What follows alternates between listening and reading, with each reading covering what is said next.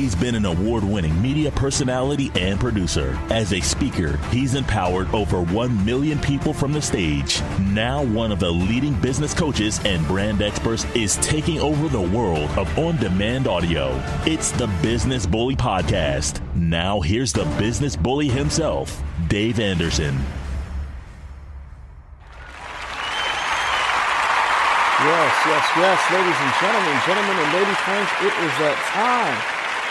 Oh, so happy to be here. I know I've been hustling. I'm on the road, grinding. It's been crazy. Thanks so much for still supporting the Business Bully Podcast. Welcome to all the new listeners, man. I'm just so excited that people have been subscribing left and right, and we're slowly climbing that iTunes chart, slowly climbing that Google Play chart. We are starting to get out of the whole best kept secret category. Excuse me, which is exciting. And I really want to talk today about something that's been on my heart for quite some time. Now, a lot of things that annoy me, I kind of keep to myself. If you had an idea as to how many things really bother me in the course of, a week, you'd be like, really, Dave? And I'm like, yeah. So I keep a lot of that to myself. But when it's apropos, it's time for me to have some conversations. Okay. I have never been one to believe I am better than anybody else. It's not my thing. I am, however, a big believer in facts. I don't ever put myself in a position where I think it's big me and little you. But I also recognize that everybody has their own level of where they are on the journey. And it never ceases to amaze me how many people believe that they have achieved more than what they've actually achieved. I mean, they don't have any receipts to back up anything they're saying. They're just running around here talking. And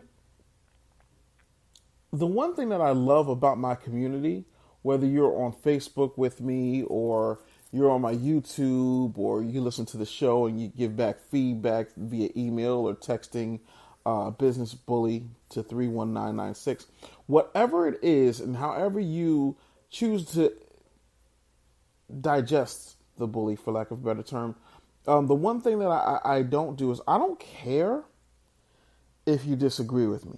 I don't mind disagreements. I believe you can disagree with someone without being disagreeable. I think those things are so incredibly important. But what tickles me is that people who think that folks are paying more attention to them than they actually are. I'll never forget, I had someone call my office line and was like, yeah, Mr. Anderson, I had to let you know that I didn't like something you said on Facebook, and that's why I blocked you. And I'm like, who are you? Because I was completely, I didn't know who this woman was. I know, what are you telling me this for? If you block me, you block me. In the grand scheme of things, I don't want your social media or Dear John letters, save all that type of exit interview speech for someone who gives a rat's ass. I don't care. There are people who are feeling like, they're owed more than what they actually are. There's people who run around just with a sense of entitlement and delusions of grandeur that I just don't understand. I'm still on my grind. And I grind very, very hard. And I've been able to, in some arenas, achieve iconic status. And in other arenas, I'm still proving myself. And I think that's just a metaphor and just a symptom of life. But the one thing I don't like are these supervillain-esque monologues where someone's like, well, let me give you 17,973 reasons why I don't like you. So, I'm not that important. Let me just try this a different way. I'm not that important for you to take the eyes off of your business, off of your family, off of the person that you're sleeping with, off of what you had for breakfast, off of your last bowel movement, to take time out of what's obviously not that busy of a day to come tell me about what you don't like or why you can't stand me or like, boo flipping who? Like, so? Like, and I don't mean that from an arrogant place. I mean that from using me as an example. Like, don't waste your time talking about what you don't like. You know, it's kind of like when you watch these old James Bond villains and they would sit up there and they would just start monologuing, you know, and they would start, oh, Mr. Bond, you're not going to be alive to see it, but I've got 15 rockets heading straight for the moon and they're going to blow it off of its axis. And James Bond is like, really? Okay. You know, it's like that. Like, I'm so focused on where I have to go next. I'm so focused on the next thing because what I've realized is, you know, when I was still, you know, really new in business and really new as an entrepreneur, I figured if I just get to this place, then all of my problems will be over and I'll have that money bin and I'll be able to swim in it like Scrooge McDuck in DuckTales. And the reality is there's always another mountain to climb.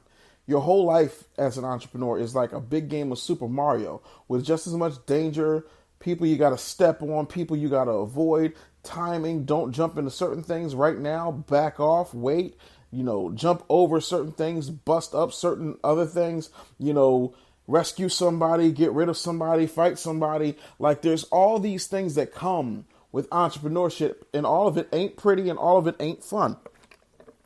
And even if you power up and you level up, there's always a bigger enemy. It's always faster. It's always harder. It's always tougher.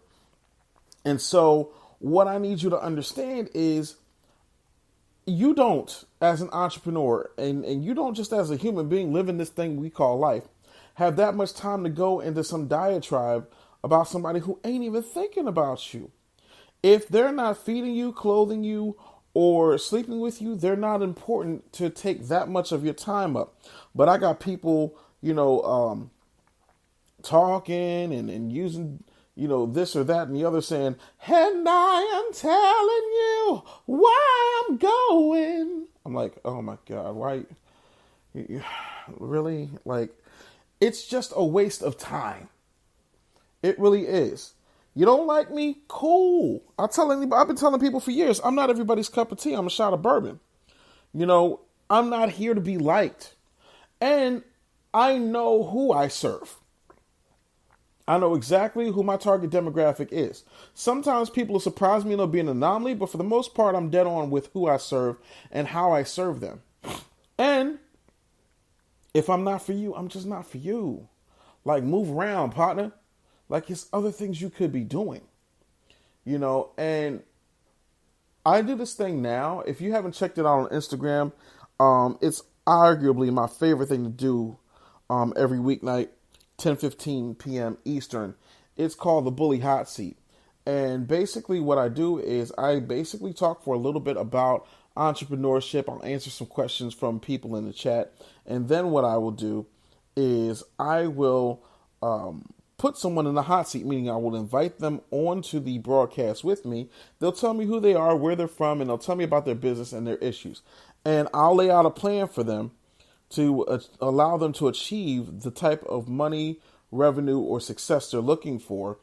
And it's been really, really helpful. Like, I'm just in a place right now where all I want to do is give people as much value as humanly possible and show people that when it comes to entrepreneurship as a sport, I'm LeBron flipping James. Like, point blank and period. And shout out to LeBron James on another note, man. That I Promise Academy, it's a good look. Not only did he build that school, you know, these people running around here talking about they're going to build a school, ain't built the school yet. But LeBron built a school, and he's giving kids breakfast, lunch, and snacks every single day.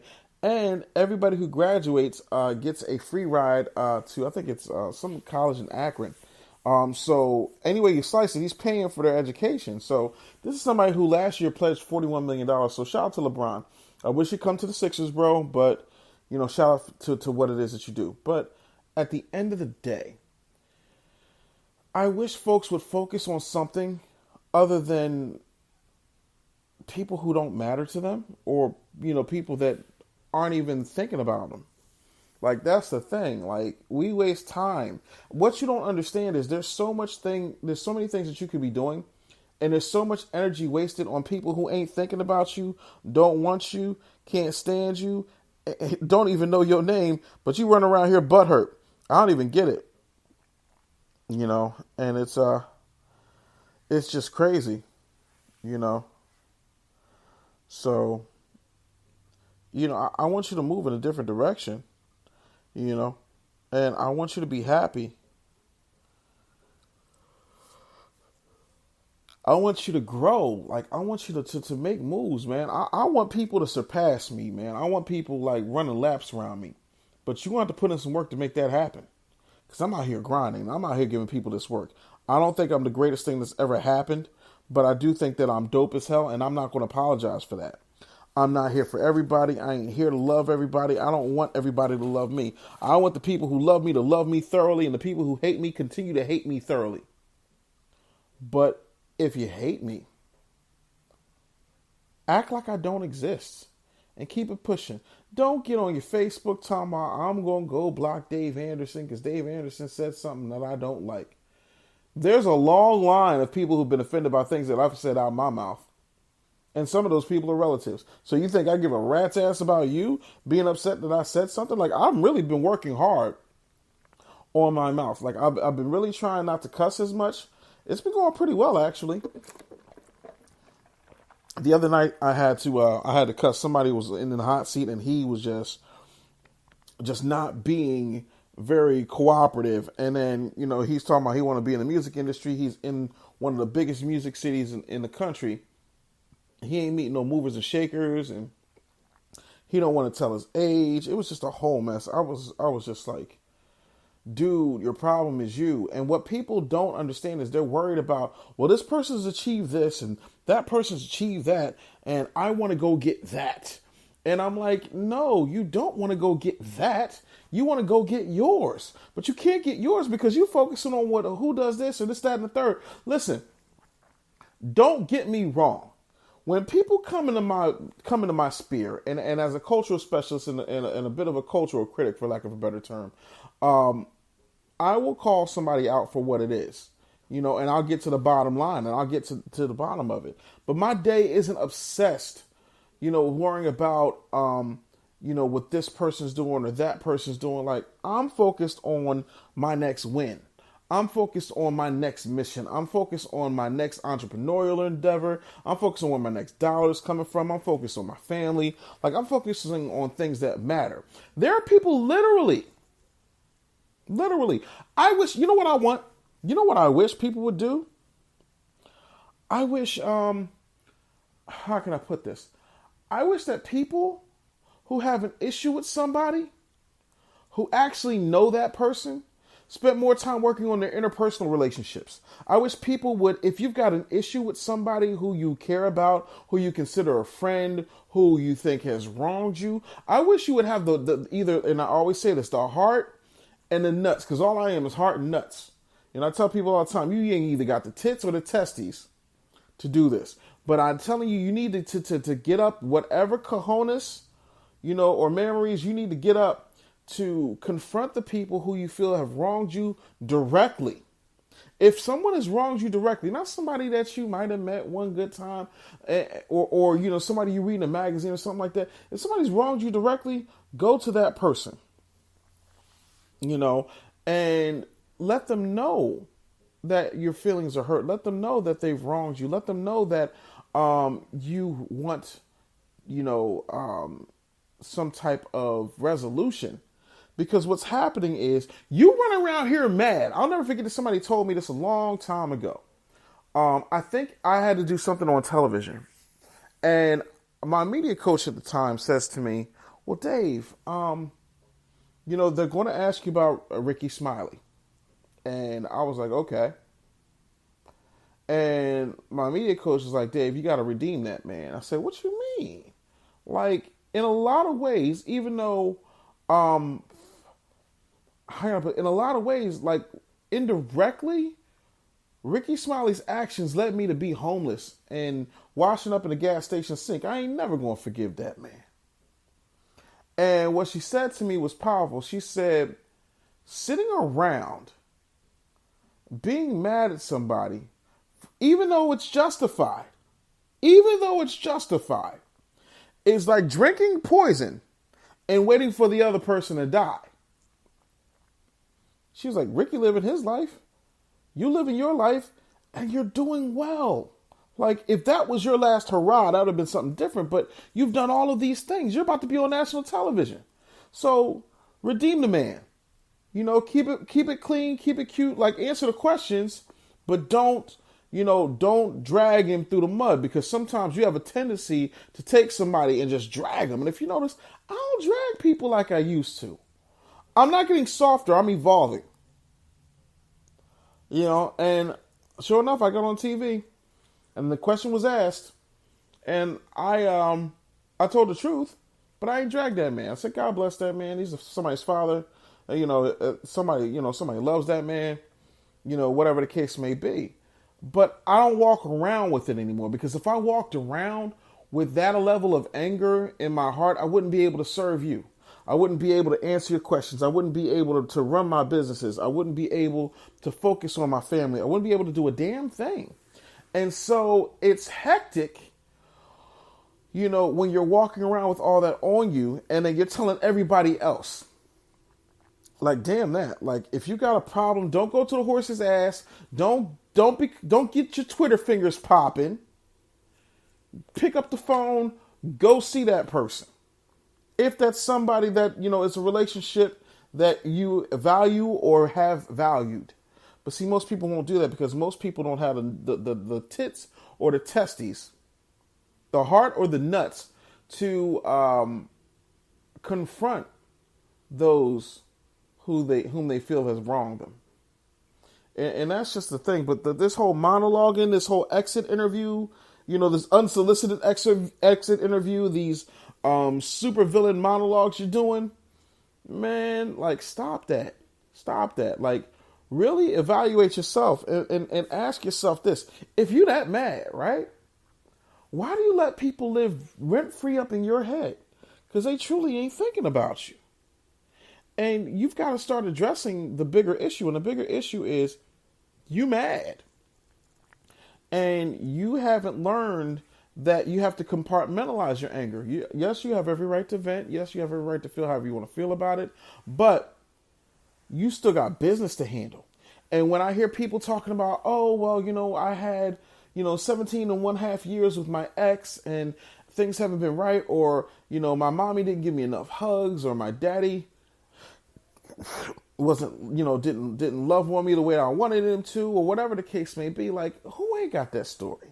In all honesty, I wish my mom would have hugged me a lot more. But my mom ain't have time for hugs. She had to take care of 2 big-ass boys by her damn self. So I get it. And, when I see my mom now, I hug her. And I have a great relationship with my mom. I never had a bad relationship with my mom. But, you see other kids and their moms, and you're like, well, that's how it should be. And it's just like, that's not it. There's all different types of dynamics. There's all different types of reasons why people do what they do. And sometimes we don't take time to get to know them. And we don't get to know them in the context of how they receive you and how they view you. And we don't ever do the exercise of shoe on the other foot. But we're trying to grow our businesses, but we're not using empathy and saying, okay, this person has this, and if they have this over here, and that's going to lead them to make these types of buying decisions, what do I need to do to get them a result that they would desire via using my product and services? And how can I vocalize that to them? How can I verbalize that to them? How can I market this to them in a way that they are open to receiving it? And that goes down for criticism, that goes down for business, it goes down for interpersonal relationships. I don't have all the answers, but I've lived long enough to know that a supervillain exit monologue post on your Facebook blog ain't going to do nothing for you. So focus on some real shit. Focus on something that actually matters.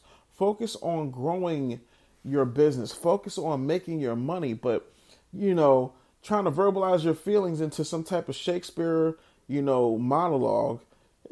Friends, Romans, countrymen, lend me your ear.